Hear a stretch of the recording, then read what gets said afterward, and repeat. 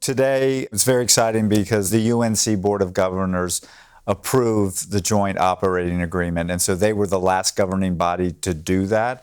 And so now we're so excited that all of our governance bodies has approved the joint operating agreement. And so the effective date, January 1st, we will be ECU Health at that time, and we will be building our organization into the future together. I think it's an exciting time.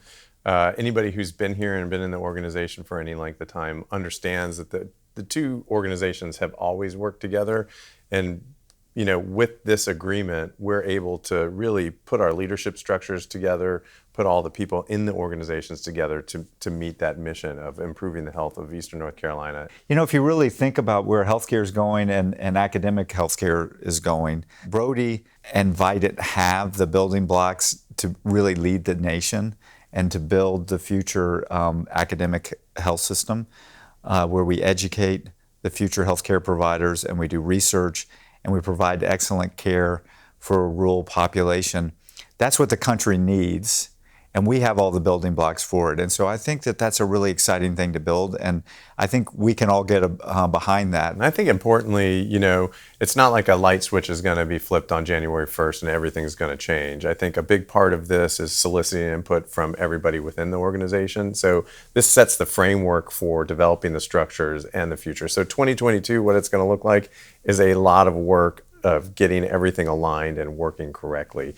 And that's going to take involvement of all team members. Well, between now and January 1st, we continue to work together as we have for 40 years and start organizing the groups now that we know that officially we can bring the groups together to start doing strategic planning, the financial integration, and building ECU Health. So we have to organize all that work, and so we will be working to organize it so when January comes, the team members can come together and start building ECU Health. As with any change, there's a lot of angst about what's the future for me as an individual within the organization. And I think one of the key things, our guiding principle is, the people within the organization are equally important to achieving the mission as anything.